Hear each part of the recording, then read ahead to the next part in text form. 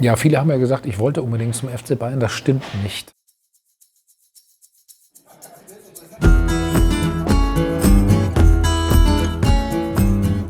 Geballte Fußballprominenz unter sich.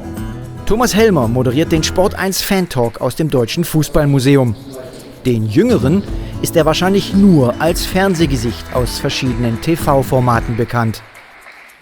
Ich bin nie Journalist geworden.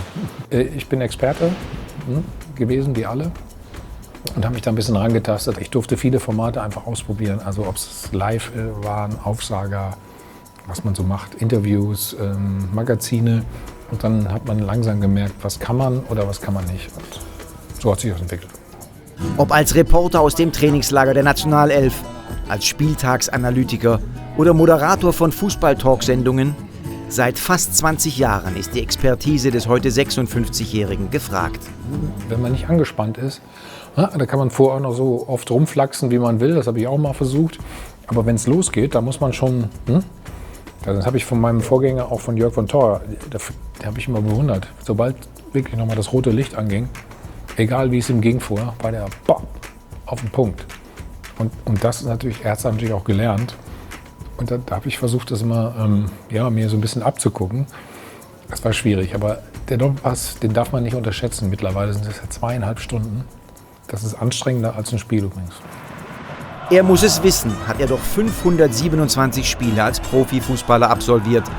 Davon 223 für Borussia Dortmund.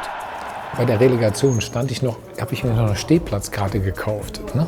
Und ich stand wirklich auf der Linie, als Jürgen Wegmann dann das 3-1 da reinstolpert, sag ich mal. Oder das war Wahnsinn. Also werde ich nie vergessen. Und ein paar Wochen später kam dann ein Anruf, willst du nicht zu Borussia kommen? Ja. Okay, machen wir einfach mal so. Das war 1986. Vom Zweitligisten Bielefeld kommt er zum BVB und trägt 6 Jahre das schwarz-gelbe Trikot. Helmer wird als Defensiv-Allrounder zu einer festen Größe. In einer Zeit, in der es nicht immer rund läuft beim BVB. Die Fans waren immer sehr, sehr cool und geduldig, wenn die das Gefühl hatten, du gibst alles für den Verein. Die verzeihen dir auch Fehler. Sie freuen sich natürlich über Tore, ist klar, aber auch auf der anderen Seite verzeihen sie auch Fehler, wenn die das Gefühl haben, du gibst alles für Borussia.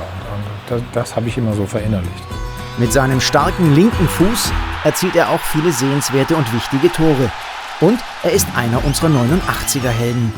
Es gibt viele tolle Erinnerungen, muss man ganz ehrlich sagen. Also, aber Pokalsieg war natürlich, ich werde oft gefragt, dein schönster Titel oder da gehört der natürlich dazu, weil der erste Titel ist immer der schönste. Mein Freund Nobby Dickel, wir waren immer auf einem Zimmer zusammen. Wir mussten entscheiden, ob Nobby spielt oder nicht. Das war schon, weil er wusste eigentlich, sein Knie ist eigentlich kaputt. Und dann macht er die 2 Tore für uns. Ja, das ist schon, vergisst man nicht. Später wechselt er zum FC Bayern, sammelt weitere Titel und wird mit der Nationalelf 1996 Europameister. Ja, viele haben ja gesagt, ich wollte unbedingt zum FC Bayern. Das stimmt nicht. Sie haben damals den Manager, Michael Mayer, der kam sogar persönlich zu uns in die Wohnung. Und wir haben darüber gesprochen, wie es weitergehen soll, ob es weitergeht, ob Vertrag verlängert wird oder wie auch immer. Und meine Ex-Frau hat danach gesagt, nein, die wollen dich nicht mehr.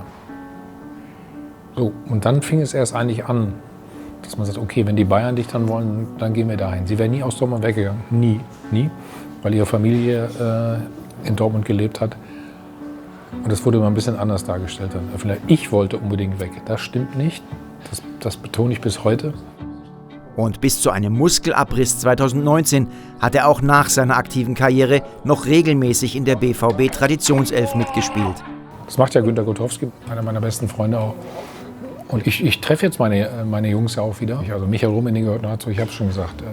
Günter Kotowski, Norbert Dickel, Michael Lusch. Also wir versuchen uns immer wieder zu treffen und reden natürlich und schwelgen auch so ein bisschen in alten Zeiten. Aber das ist wunderbar. Also diese Verbindung wird nie abreißen. Das ist sehr schön. Nach einer langen und erfolgreichen Karriere outet er im fortgeschrittenen Alter beim Blick in den Rückspiegel ein Versäumnis. Ja, es gab mal einen Moment, den ich vielleicht anders machen würde. Das war, als Ottmar Hitzfeld mir sagte, 98 war es, im Winter, wir werden deinen Vertrag nicht verlängern. Und von Liverpool kam jeden Tag ein Fax, weil deren Innenverteidiger alle verletzt waren.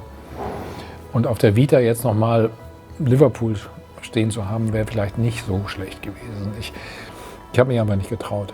Und das wäre vielleicht irgendwas gewesen, was ich hätte machen sollen. Am Ende sind es 390 Bundesligaspiele, 68 Länderspiele und zahlreiche Titel geworden.